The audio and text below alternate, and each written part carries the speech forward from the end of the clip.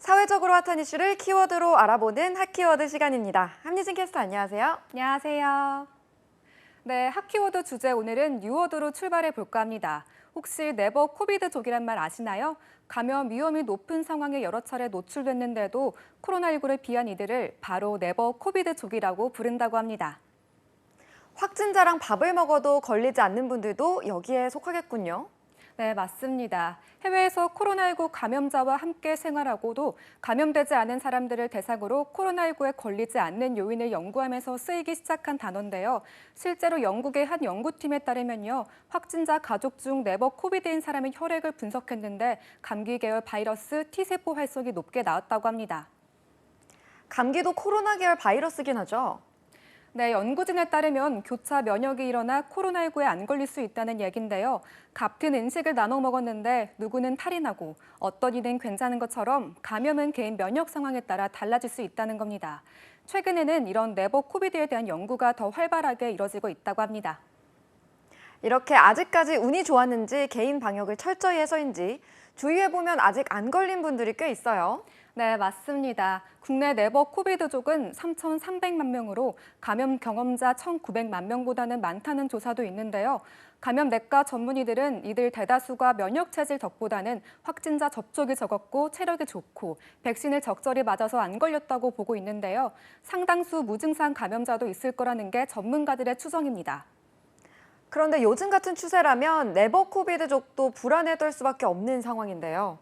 네, 켄타우로스라는 별명을 가진 BA2.75까지 발견돼 위력이 어느 정도인지 지난 시간에 전해드리기도 했는데요. 이렇게 전파력이 더 센 변이 바이소들이 재확산을 이끌면서 이번에 피하기 어려울지 모른다는 우려가 나오고 있습니다. 최근 계속해서 코로나19 신규 확진자가 2배 이상 늘어나는 더블리 현상을 보이면서 확산세가 심상치 않기 때문입니다. 해외에서는 재감염률이 높은 편인데 국내는 반대의 상황이군요. 네, 방역당국에 따르면 7월 첫째 주 확진자 중 재감염자는 2.88% 수준으로 약 97%가 첫 감염이었는데요. 현재 유행 중인 BA5 변이가 올해 초 유행했던 BA1과 BA2 변이와 비슷한 오미크론 계통이라 한 병 감염된 사람은 재감염될 가능성이 낮은 데다 미감염자의 예방접종 면역력도 떨어졌기 때문이라는 분석이 나옵니다. 본격적인 휴가철을 앞두고 해외여행 계획을 세운 분들도 많을 텐데 걱정이 클 것 같아요.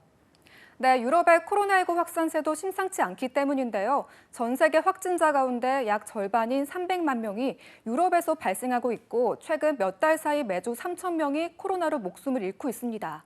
세계보건기구 WHO는 유럽의 지난 6주간 코로나19 확진 사례가 3배, 입원 건수는 2배 늘었다고 밝혔는데요. 중환자 수는 낮은 편이지만 확진자가 빠르게 늘고 고령층 감염자가 지속해서 증가하고 있다고 분석하는데 여기서 끝이 아닙니다. 가을과 겨울이 되면 코로나19 재유행이 심각한 수준에 이를 것으로 전망했습니다.